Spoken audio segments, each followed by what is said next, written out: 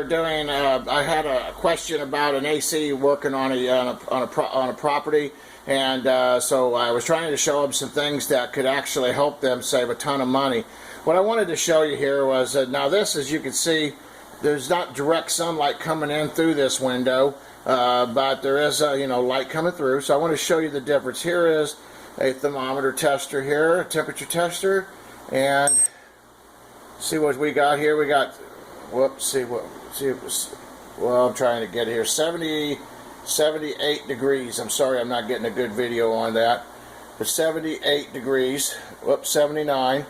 And now we're going to come back here, raise the window, raise our blinds. Just a simple technique right here alone, how much this could save you a ton of money. So here we are.